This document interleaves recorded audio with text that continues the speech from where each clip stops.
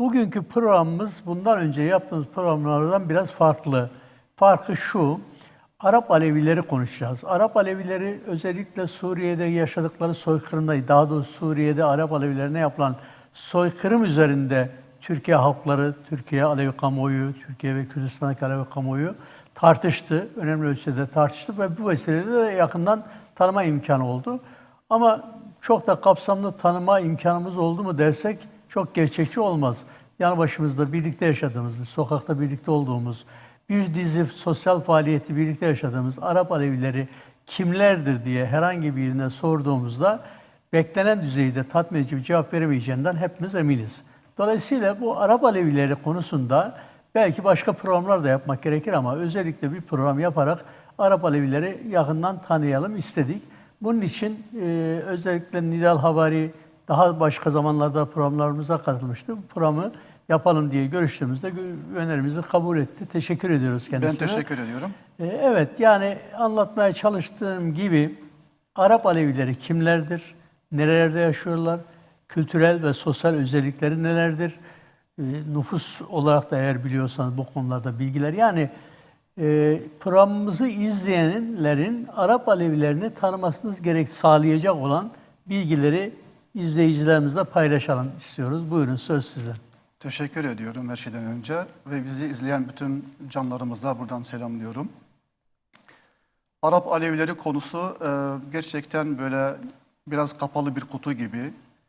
Üzerinde çok konuşulmuş, yazılmış fakat gün ışığına çıkmamış ve Arap Alevileri kendileri kendi tarihlerini, kendi inançlarını ifade etmeyen bir topluluk. Yani içine kapanık bir topluluk. Bu yüzden de hep dışarıdan başkaları Arap Alevilerini anlattılar ya da Nusayri, Hasibi Alevi olarak da adlandırabiliriz. O ayrımı da anlatırsınız konuşmanızın üstüne, ben hatırlatayım da. Yani tarih boyunca adlandırmalar hep değişiyor bildiğiniz gibi. İşte kimileri Nusayri diyor ve Nusayriliği işte kötü ve karalama olarak tabir ettikleri için bir dönem artık Arap Alevileri bu isimden uzaklaşır gibi oldu. Fakat ortaya çıktığı işte Abbasi döneminden, Abbasi ortaya çıkınca diğer inançlara büyük baskılar gerçekleşince batini hareketler ortaya çıktı ve bu batini hareketler önce Hattabilerle başladı. Hattabiler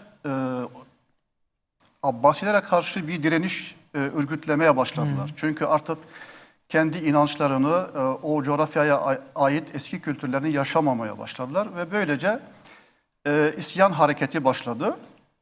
İsyan hareketini bastırmak için Hattabilerin bulunduğu bir toplantıyı Abbasiler basıyor ve bütün orada bulunan üyeleri, çalışanları, yani daha doğrusu militan da diyebiliriz. Abbasi Devleti. Abbasi Devleti onları hepsini öldürüyor.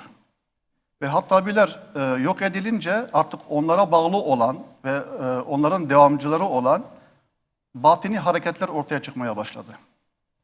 Bunlardan bir tanesi Mufaddaliye hareketi.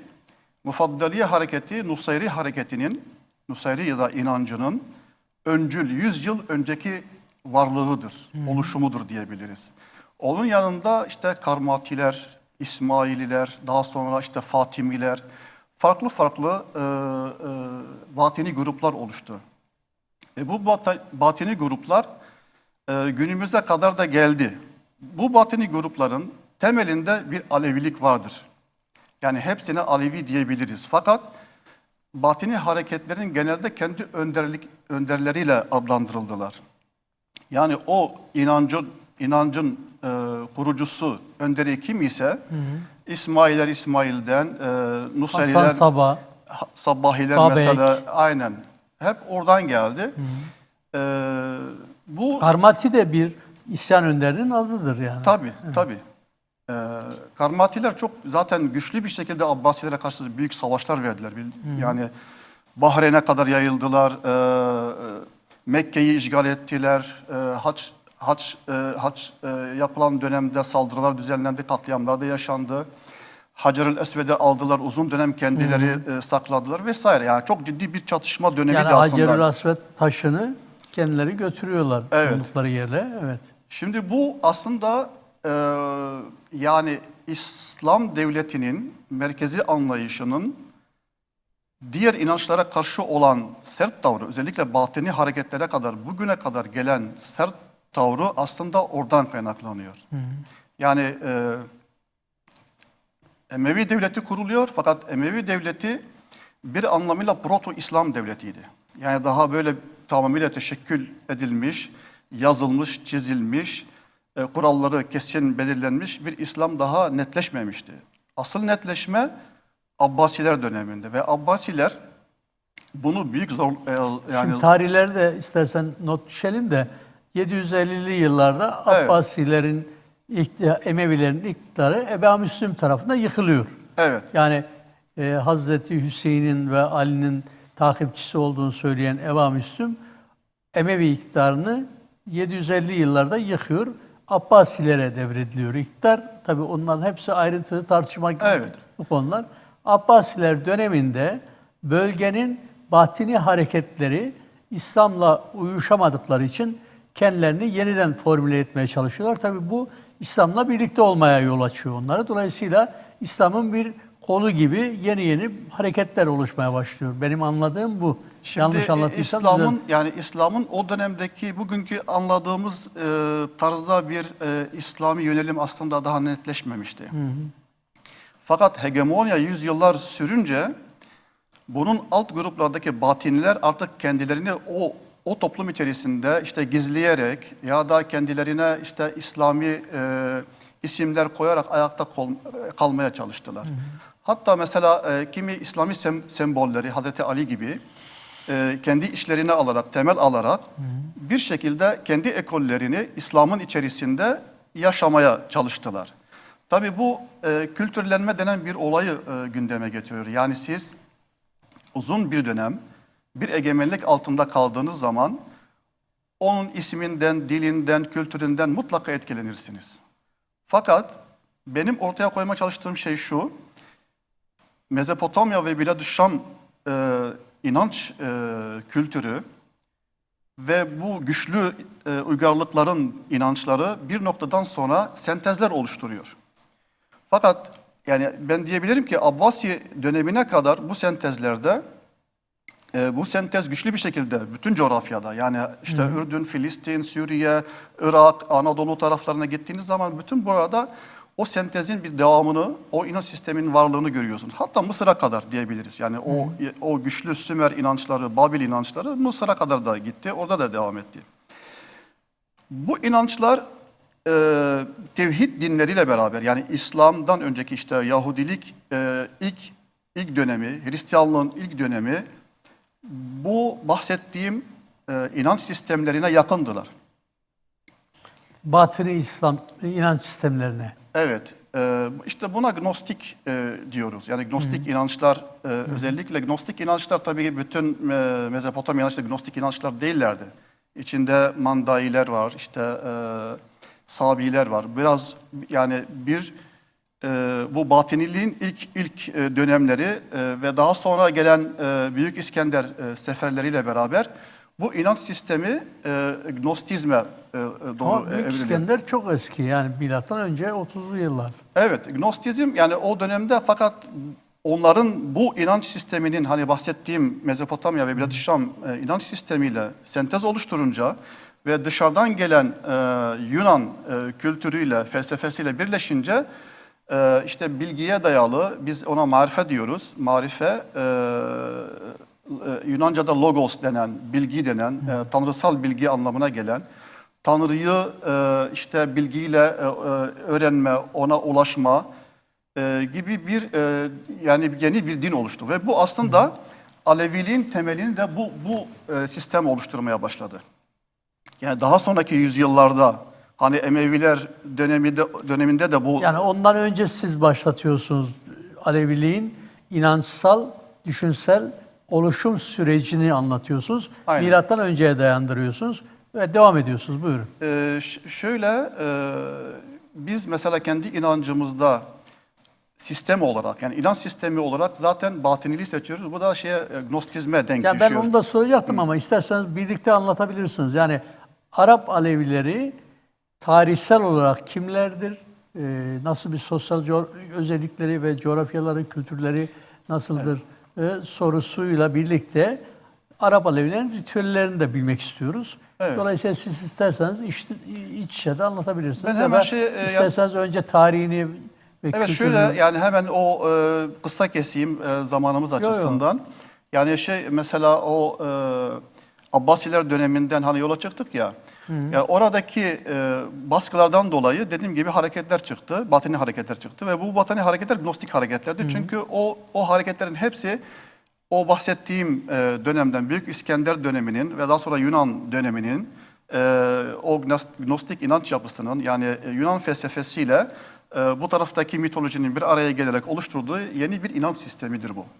Ve bu inanç sistemi üzerinden Hristiyanlık, Yahudilik ilk dönem olarak etkileniyorlar ve ona benzer çok benzerlikler var. Mesela bizim Arap Alevileriyle Hristiyanlar arasında ortak bayramlar, Yahudilerle ortak bayramlarımız çok.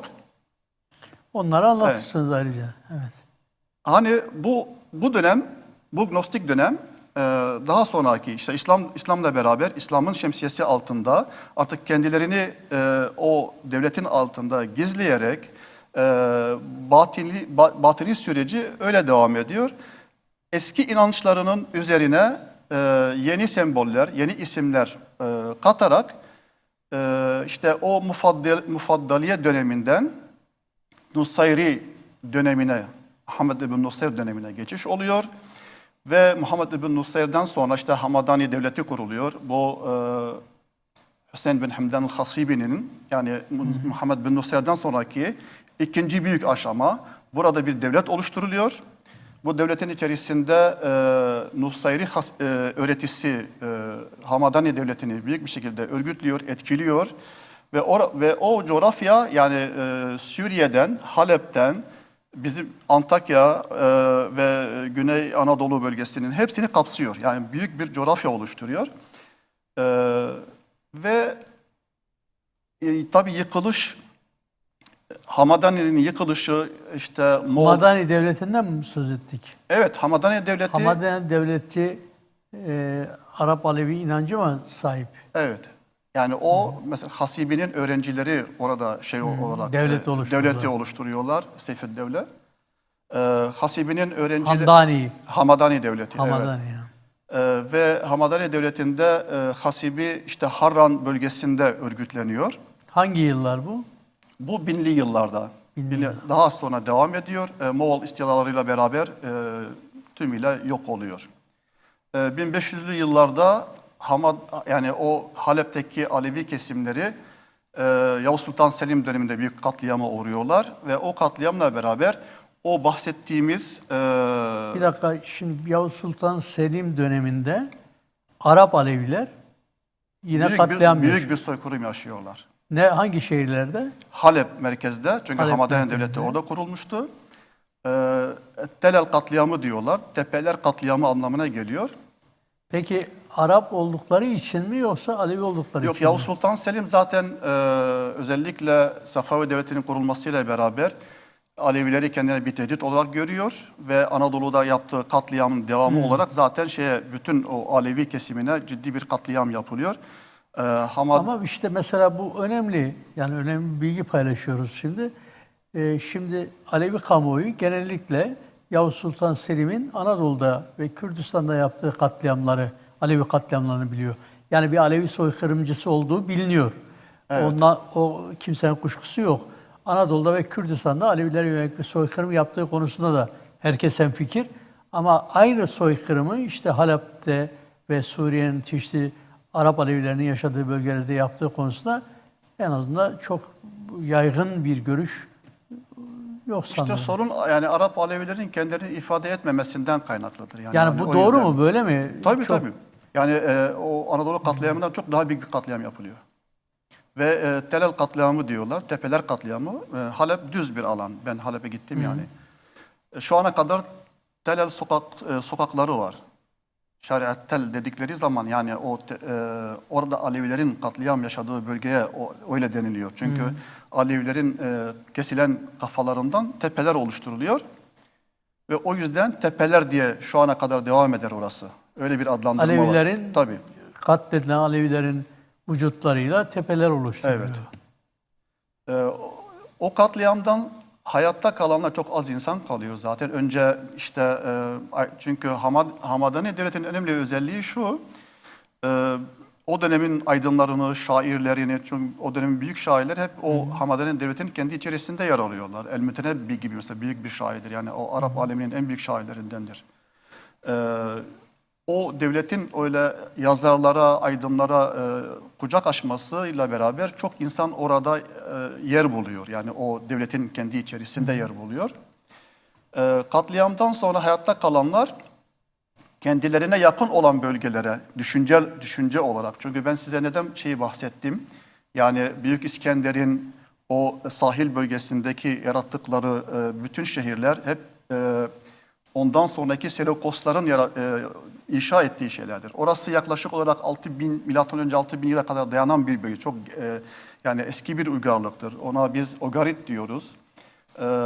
Ras-ı Şemra başka bir adı. İşte Fenike diye adlandırılıyor. Fenike işte Suriye sahilinden Antakya'ya kadar, işte Adana'ya kadar uzanan o bölgede hep Fenike coğrafyasıydı.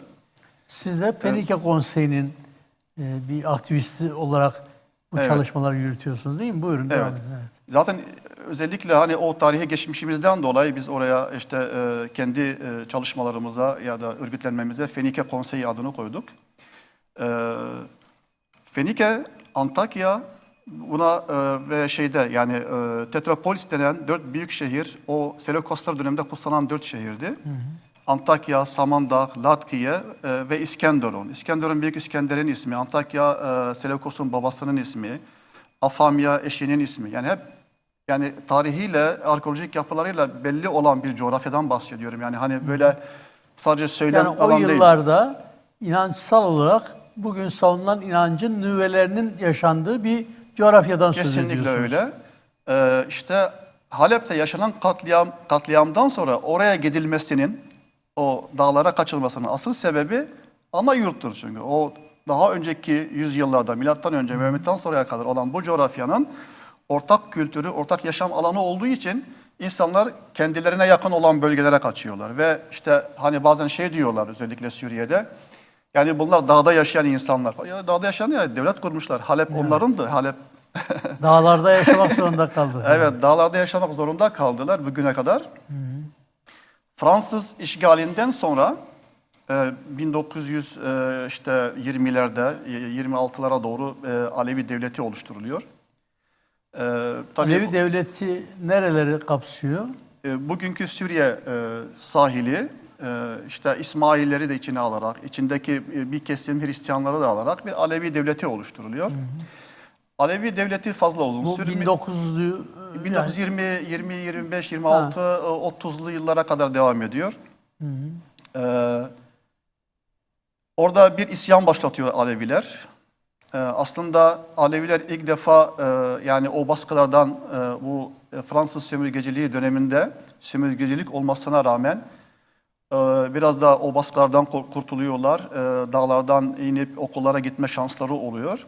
Ve devletin içinde yer almaya başlıyorlar aslında. Fransız işgaline karşı Şeyh Salih Ali ayaklanma yapıyor. Alevilerin dedesi. Ve bu isyan büyüyor. Bütün ülkeyi sarıyor ve Fransızlar ülkeyi terk etmek zorunda kalıyorlar. Çünkü yeni 2. Dünya Savaşı'nın olma ihtimalleri vesaire sorunlardan oraya bırakıyorlar. En son asker 1948'de çıkıyor. Ve o dönemden sonra Suriye'de Aleviler devletin içinde yer alarak sonra Baas Partisi kuruluyor. İşte Baas Partisi'nin kendi içinde darbe yaparak Hafız Esad gündeme geliyor. Ben araya girebilir miyim? Buyurun. Yani izleyicilerimiz de merak etmiştir belki de onun için. Şimdi Alevi devleti kuruluyor 1900'lü yılların 1920'li yıllarda evet. 20'li yıllarda Alevi devleti kuruluyor. Suriye'nin sahil şehirlerinde. Evet. Alevilerin Şimdi yaşam alanları olan evet, bölgelerde. buralar daha sonra Fransızlar tarafından işgal ediliyor. Alevi devletini oluşturan yapı gerek siyasal organizasyonuyla gerek kitlesiyle Fransızlara karşı direniyor. Fransızlar gidiyorlar. Burada eksik bir şey var. Fransa bütün Suriye'yi ele aldıktan sonra Alevi devleti kuruluyor. Yani Fransa'nın işgali döneminde kuruluyor. Fransızlar olmadan önce değil. Çünkü zaten o döneme kadar Alevilerin dağdan inmesi, siyasete karışması, kendi okullarını açma şansı yoktu. Zaten Osmanlı dönemi vardı. 1800'lü yıllara kadar sürekli katliamların, hatta 1850'li yıllardan sonra Abdülhamit dönemlerinde Aleviler kaçmaya başlıyorlar. Çünkü Osmanlı zayıflıyor. Osmanlı zayıflayınca asker ihtiyacı, vergi ihtiyacı arttıkça Aleviler üzerindeki baskılar da artıyorlar ve ondan sonra Alevileri İslamlaştırma projesi gündeme geliyor. İşte Abdülhamit diyor ki her köye cami kurun. Sonra bir dönem diyorlar ki devlette fazla para yok. Diyor ki ben kendi özel paramdan ödeyeceğim. Yani Abdülhamit... Yeter ki bunları Müslümanlaştırın. Evet, yeter ki Müslümanlaştırın. O dönemde de kimi Alevileri oradan alıp Anadolu taraflarına, Karadeniz taraflarına bir sürü bölgeye gönderiyorlar ve ciddi bir şekilde bir Sünnileştirme gerçekleşiyor. İtiraz edenler, direnenler dağlarda kalıyorlar. İşte dediğim gibi ta Fransa dönemine kadar, daha sonra işte Baas Partisi'nin ortaya çıkışı, Hafız Esad'ın Alevi olarak darbe yapmasıyla beraber işte o dönemdeki sosyal devlet anlayışı içerisinde bütün insanlara bedava işte eğitim görme ve bedava sağlıktan yararlanma hakkı tanınıyor. Böylece Aleviler tarihi fırsat buluyorlar ve çok ciddi bir şekilde bir eğitim seferberliği yapıyorlar. Yani bugün Suriye'de Alevi bölgelerine gittiğiniz zaman eğitilmemiş insan, eğitilmemiş kadın, akademisyen olmayan kadın nadirdir. Kadınlar erkeklerden daha fazla eğitilmiştir. İşte mühendisleri, doktorları çoktur yani. Hani bu alanda çok ciddi anlamda bir Şimdi biz eğitim oraya süreci. bugün Alevilerin, Arap Alevilerin durumu nedir diye ayrıca geleceğiz ama şimdi tarihsel olarak Alevilerin, Arap Alevilerin tarihi sanıldığından çok daha gerilerde yaşanan inançsal özelliklerin İslam'la birlikte bugüne taşınması, yani İslam'dan belli bir etkilenme sonucunda bugüne taşınmış halinden söz ediyoruz. Bu dönem boyunca Osmanlı devletinde iyilik görmemişler Arap Alevileri. Sürekli çatışma Yavuz var. tarafında soykırıma Aynen. uğramışlar. Abdülhamit tarafında da değişik biçimlerde asimile edilmeye çalışılmışlar. Peki biz hemen soralım. Arap Alevilerinin ritüelleri neler? Yani diğer Alevilerle aralarında şimdi Alevilikte yol bir, sürek bin bir. Farklı farklı olması Alevilik olmayı engellemez. Alevilikten çıkartmaz. Dolayısıyla her toplumsal grubun, Kürtlerin, Türklerin, yani Türkmen dedikleri Alevi gruplarının, Arap Alevilerinin, Bektaşilerin ritüelleri farklı. Arap Alevilerinin ritüelleri ne diğerlerinden farklı olarak? Siz biraz önce şeyden söz ettiniz. Yahudilerle ve Hristiyanlarla aynı dini, aynı bayramları kutluyoruz demiştiniz. Evet. Şimdi gerek İslam'da gerek işte Alevilikte ya da herhangi bir inançta coğrafyaların değişmesiyle beraber ritüellerin değiştiğini de görüyorsunuz. Yani diyelim ki Sünni mezhebine bağlı olan bir inanç sistemi Maroko'da, yani Mağrip'te, Tunus'ta, Suriye'de, Türkiye'de çok farklı farklı ritüellere sahip uygulamalar var. Yani ama esas aynıdır. Yani Nusayri Hasibi Aleviliği diğer Aleviler de aslında aynı tarihsel süreçten ve aynı coğrafyanın tarihsel birikiminden etkilenmiş ve oluşmuş inançlardır. Bunlar bir dönem hepsi aynı sistemin içerisindeydiler.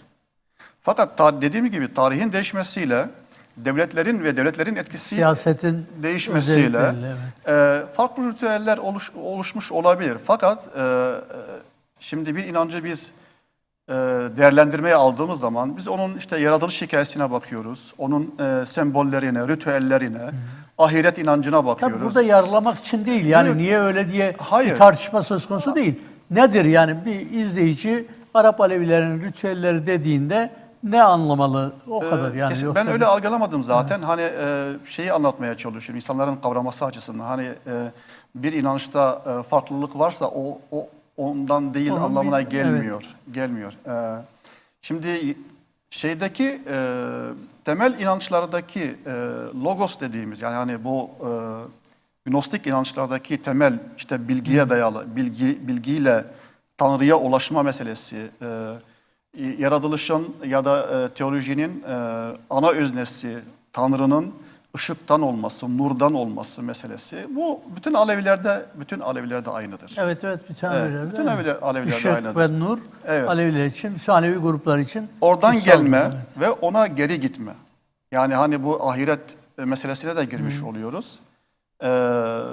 Nurdan gelen insan amelleri çerçevesinde ve işte bilinçlenerek o marife dediğimiz, bilgi dediğimiz, logos dediğimiz meselede işte katmanlar aşağı ya işte pozitif değerler çerçevesinde insani kamile ulaşma var ya da işte bizde takamus dediğimiz, mesih resih diye adlandırdığımız yerin yedi tabakası, 7 tabaka üst, 7 tabaka altta 7 devirde gelen insanın zamanla ya işte cennete gittiği, cennet dediğimiz şey nurlar alemine, kendi özüne geri gitme olayı ya da en altta işte en büyük ceza olarak donuk, cansız bir zerre olma halidir. Yani. Şimdi ben şeye hemen geçeyim yani bizdeki ritüellere ya da hani nasıl diğerleri gibi nasıl kendi namazımızı nasıl kılarız? Oruç, namaz. Evet. Bizde cem olayı var. Diğer Alevi kardeşlerimiz gibi. Cem'in dışında bir ibadethanemiz yoktur. Yani cemlerimiz ve ziyaretlerimiz vardır. Ziyaretler bilirsiniz Hızır türbeleri, bizde işte farklılar var. El-Arabi aynı zamanda var. Şeyh Yusuf Hakim gibi, Mıgdet-i Yemin gibi böyle türbeler vardır. Bu türbelerde biz ziyaret diyoruz ve bunlar doğanın en güzel yerlerinde olur. Dağ tepelerinde olur, deniz kenarında olur. Ve burada aslında Tanrı'nın görüntüsü diyebileceğimiz yani temsil edildiği alan olarak. Çünkü biz Tanrı'yı hani bir yerde sabit, donuk ve oradan işte dünyayı yöneten olarak görmüyoruz. Evrenin içinde bir bütün olarak değerlendiriyoruz ve orada Tanrı'nın bir sembolü olarak oraya Tanrı'ya ulaşmanın bir yeri olarak görüyoruz. Ve orada işte bayramlarda ziyaretlere gidilir, dualar okunur, taleplerde bulunur yani o şekil. Bayramlarımız farklı dönemlerde, farklı mevsimlerde yoğun bir bayram kültürü var bizde. Bayramlarımızda kurban keseriz. Kurban Bayramı, aynı Kurban Bayramı'nda mı? Ayrıca mı? Yok ayrıca. Ha, Ayrıca. Biz bütün bayramlarımızda Yani ortak bir özellik vardır. kaç bayramınız var mesela, öyle sorayım. Sayı olarak şu anda aklımda değil fakat onlarca diyebilirim. Çünkü bayağı bir sürü bayramımız var. Çok eskilere dayanan yani hani o bahsettiğimiz ilk dönemlerin yani çok İslam öncesi olan inançların ortak değerlerinden gelen Nevroz bayramımız vardır. İşte 4 Nisan bayramımız vardır. Geceyle gündüzün ilk adım attığı gün bayram yaparız. Buğdayı ektiğimiz gün bayram yaparız. Hasat döneminde bayram yaparız. Mesela Alevilerin genel anlamda tanınış şekli şu: insanı merkeze alan, doğayı da kutsayan. Arap Alevileri de aynı özellikler taşıyorlar mı? Kesinlikle taşıyor. Dediğim gibi yani tarihten yani daha sonraki etkilenmeler olmuştur. Gitgide daha resmi bir şekilde İslam'ın etkisi bariz bir şekilde günümüzde etkisini gösteriyor. Fakat inancımızın şu ana ekseninde şu ana kadar o duruyor. Yani eski inanç olduğu gibi duruyor. Sadece üstü örtülmüştür. Bir de bizde hani her Alevi doğuşuyla Alevi olmuyor. Yani ergen yaşa geldikten sonra eğitim alır.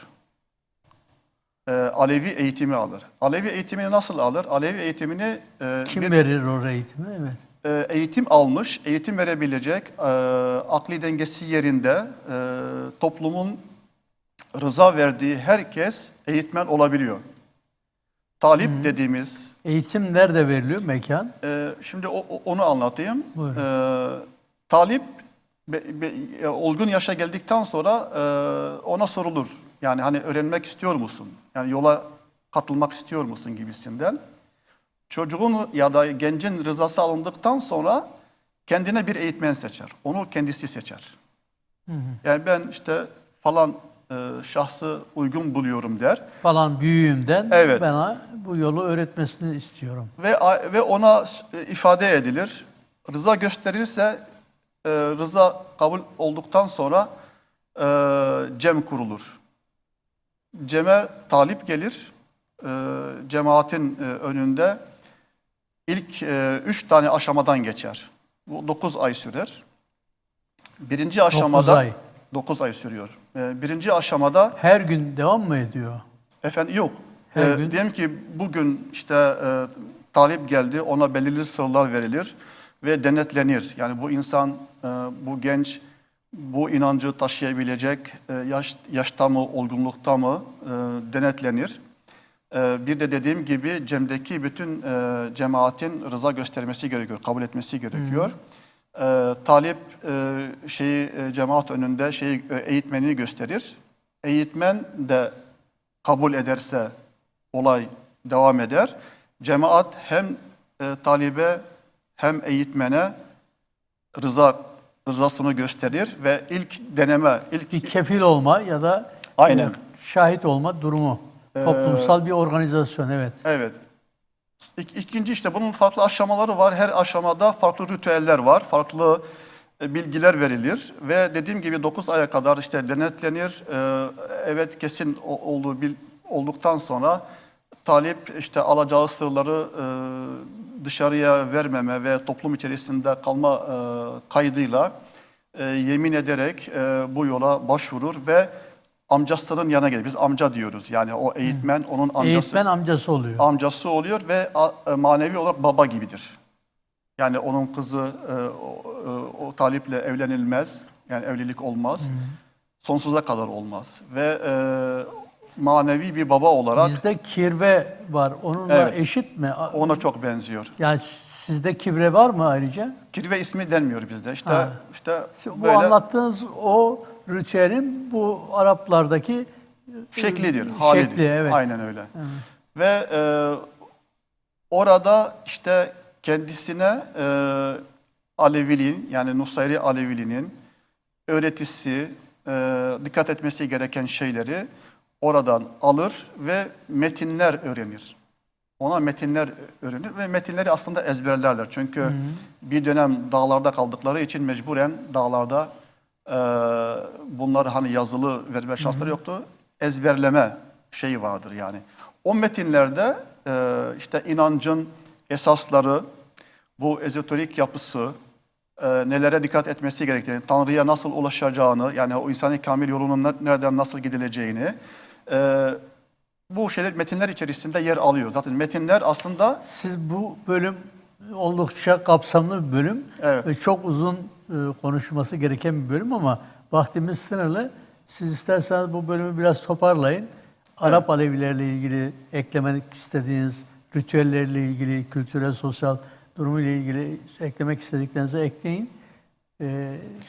Arap Alevilerinin bugünkü durumuna ve Suriye'de yaşanan soykırımlara da biraz değinelim. Şöyle bağlayabiliriz. Yani bahsettiğim Mezopotamya'nın yerleşik halkları, bu Arami, Fenike halklarının bir parçasıyız.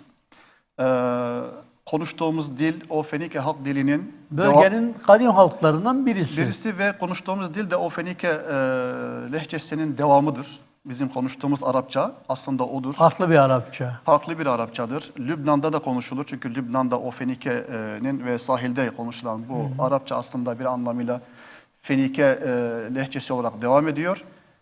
Çoğu insan bilmez yani hani bunun çünkü Arapçayla Aramice karışınca birbirine benzer bir sürü söz, kelimeler hani karıştığı için insanlar bunun öz Arapça olduğunu düşünüyorlar ama öyle değildir. Yani Şöyle Araplık meselesi hani dilden dolayı Arapça konuştuğumuz diye biz Arap olarak ifade ediyoruz ama biz Sami halklarının, Araplar da Sami halkıdır aslında.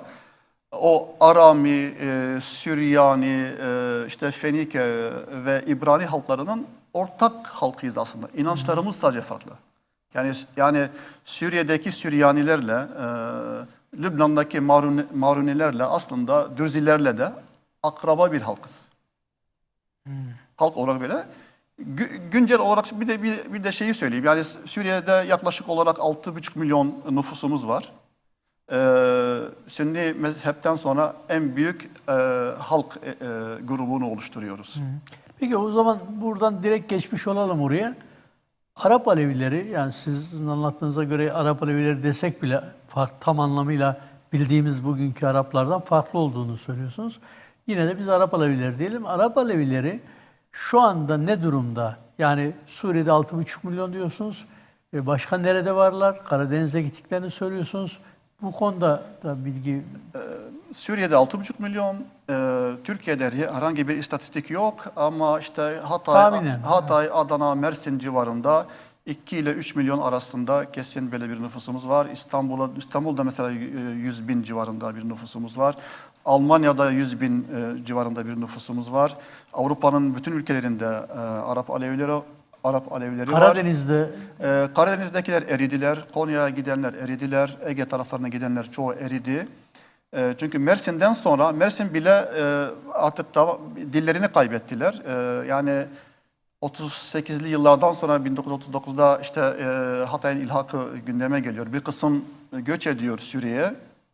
Halkın %20'si göç ediyor.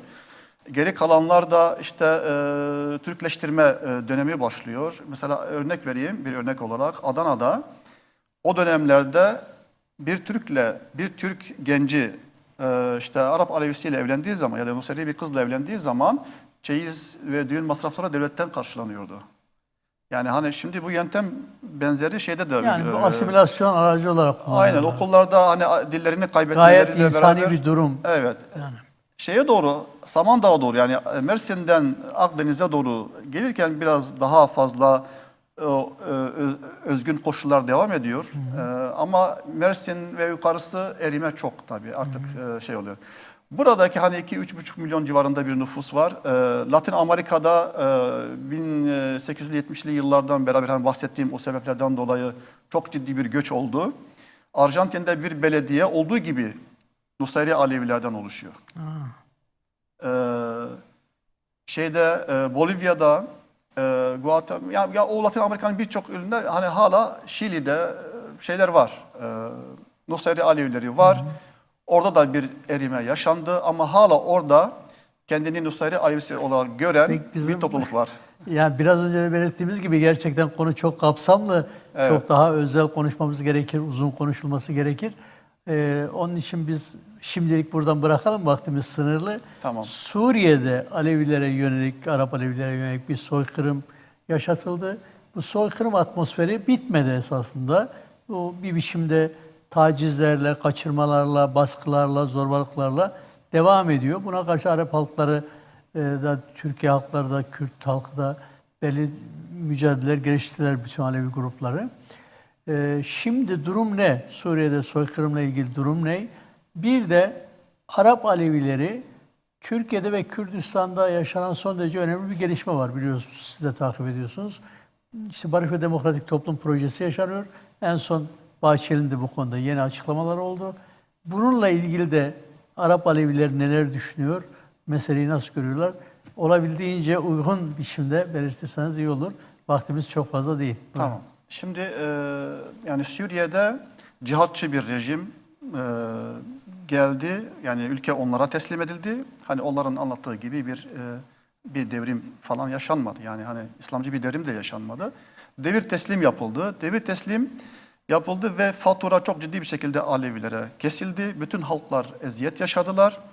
Ve böyle cihatçı terör devletinin, terör anlayışının bir devlet olmayacağını ta baştan beri söyledik.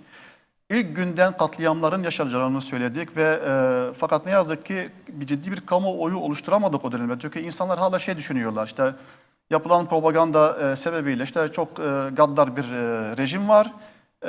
İşte rejim en kötü hali bile daha iyi anlamına gelen işte bir cihatçı bir rejim geldi. Öyle düşünüldü.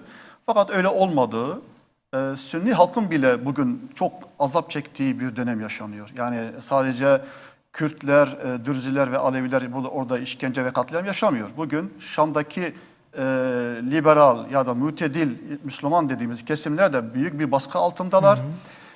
Ekonomik şartlar çok ağırlaştı. Artık ekmek alamayacak düzeye geldiler. Elektrik faturalarını insanlar ödeyemiyor. Bunun yanında Alevilere özel bir katliam, ya zaten bir katliam çok ağır bir katliam yaşandı. Ve bugüne kadar hiç bitmeyen aşırı baskılar da gündeme geldi. Çünkü yaşadıkları bütün sorunları, ekonomik sorunları ve cevap veremeyecekleri bir sürü sorunun önünü engellemek için bakın burada düşman var, Nusayriler var, onları yok etmemiz gerekiyor. Son günlerde çok ciddi bir doldurma var. Yani halkı dolduruyorlar Nusayrilere karşı, Alevilere karşı. Çok ağır baskılar var. Sürekli genç kadınlar kaçırılıyor, çocuk yaştaki kızlar kaçırılıyor, cariye olarak satılıyor ve bu günlerde de aynı şeyler yaşanıyor. Dünya gerçekten yani dünyadaki büyük güçler kendi sorunlarıyla uğraştıkları için ve dünyayı paylaşma sorunlarıyla uğraştıkları için hani Alevilerin durumu ya da oradaki Kürtlerin durumu fazla da ilgilenmiyorlar. Yani şu andaki oradaki halklar bu cihatçı kesimlerin kılıcı altındalar. Kılıcı altında kesiliyor ve eziliyorlar. Ve hiçbir halk bundan bağımsız Ne kalmıyor. yapmaları gerekiyor? Barış ve Demokratik Toplum Projesi bu anlamda Arap Aleviler için ne ifade ediyor? Baştan beri söylediğimiz bir şey var. Oradaki yaşayan halkların kolektif mücadelesi olmadan hiç kimse kurtulamayacak. Dengelerin sürekli değiştiğini de söyledik ve bu dengelerin bir gün Alevilerin aleyhine, bir gün Kürtlerin aleyhine, bir gün Düzlerin aleyhine olabileceğini de belirttik ve öyle oldu. Bu halklar kesinlikle bir arada olmalarını şiddetle savunduk ve şimdi de savunmaya devam ediyoruz ve bunun da çalışmalarını da yapıyoruz. Yani hiçbir zaman Aleviler tek başına kurtulmayacak, Kürtler tek başına kurtulmayacak, Dürziler de tek başına kurtulmayacak. Yani oradaki bu halklar bir araya gelip gerçekten ciddi anlamda mücadelelerini ortaklaştırmak zorundalar. Bunu 1000 defa söyleyeceğiz ve 1000 defa daha da söyleyeceğiz çünkü başka kurtuluş yolu yok. Barış konusunda, şimdi yani biz Aleviler dünyanın bütün halklarını kendi kalbine sığdıran bir halkız. Biz dedik ki yani katliamlar ne kadar ağır olursa olsun hiçbir şekilde mezhepçi olmayacağımızı defalarca dile getirdik. Aleviler hiçbir zaman ırkçı, mezhepçi, dar görüşlü, başkalarını kabullenmeyen bir halk değildir. Biz Türkiye içerisinde, Orta Doğu'nun içerisinde barışı savunan, kardeşliği savunan Son dakika. kim varsa bir arada yaşamayı biz dünden de kabulüz, bugün de kabulüz. Peki çok teşekkürler.